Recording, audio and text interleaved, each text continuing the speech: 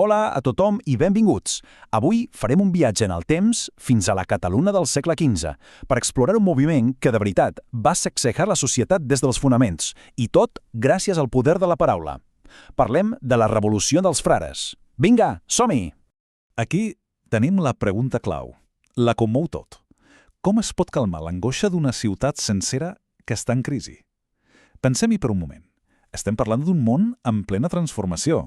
Un bullir d'oportunitats, sí, però també d'una incertesa brutal. Com es podia trobar un nord enmig de tot això? Doncs bé, per entendre la resposta que es va donar en aquell moment, primer hem de posar-nos en context. Cal que viatgem a l'escenari d'aquella època, la baixa edat mitjana.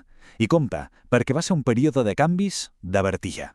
A veure, entre els segles XIII i XV les ciutats catalanes senzillament exploten. Passem d'un món rural més aviat tranquil i estàtic a un autèntic formiguer urbà. El comerç està per tot arreu, la producció es dispara i, és clar, amb les mercaderies, què viatja? Les idees. Però tota aquesta energia, tota aquesta novetat, estava a punt de generar un nou tipus de caos. I és que, clar, tot aquest canvi tenia un cost. Les velles estructures, les que havien funcionat durant segles, de cop i volta ja no servien. Tota la gent que arribava a la ciutat es trobava perduda, desorientada. No tenien un manual d'instruccions per a la seva nova vida. I aquesta agitació va acabar provocant el que podríem anomenar una veritable crisi espiritual i moral. I és just aquí, enmig d'aquesta crisi existencial col·lectiva, que apareix una solució, una resposta bastant inesperada, de fet. Una nova força religiosa que semblava dissenyada a mida per a la ciutat. Aquí els tenim, els protagonistes d'aquesta història, els ordes mendicants, franciscans, domínics, agustins, carmelites, noms que segur que en sonen. Van néixer en el segle XIII i, ull, no tenien res a veure amb els ordes religiosos tradicionals, eren una alternativa radical.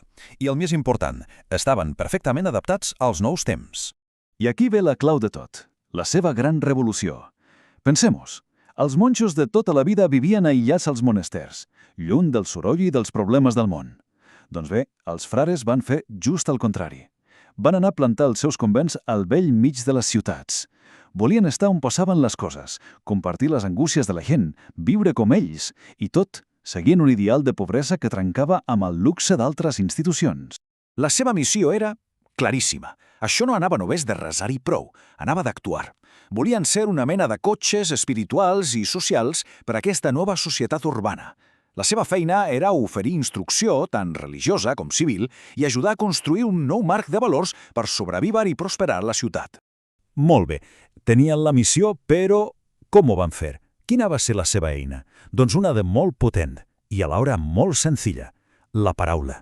Però atenció, no qualsevol tipus de paraula.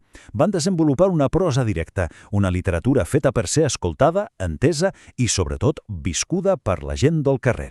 La seva arma secreta, per dir-ho d'alguna manera, va ser la predicació, el sermón. Però no ens imaginem un discurs avorrit i monòton, no. El sermón es va convertir en un autèntic esdeveniment social. Era la seva plataforma, el seu mitjà de comunicació de masses, des d'on podien parlar directament a centenars o fins i tot milers de persones alhora. I l'estratègia que seguien era senzillament brillant. Anem a veure-la pas a pas. Primer de tot, a qui es dirigien? A la gent del carrer, artesans, comerciants, dones, tothom. Segon, i això va ser una revolució, parlaven en la llengua del poble, en català. S'havia acabat el llatí que ningú entenia. Tercer, connectaven la moral cristiana amb els problemes del dia a dia. Coses com ser un bon comerciant sense ser un usurer, o com solucionar una baralla amb el veí. I el quart punt, el més important, el seu objectiu era superpràctic. Volien canviar comportaments i, en definitiva, millorar la vida de la gent. Aquesta frase del text que analitzem ho resumeix a la perfecció. S'apropen a la gent de manera directa i realista. Aquest és el secret de tot plegat. No es perdien en teologies complicadíssimes i abstractes. No, parlaven dels problemes reals, dels que et trobaves en sortir de casa. Eren, en essència, guies pràctics per a la vida de cada dia.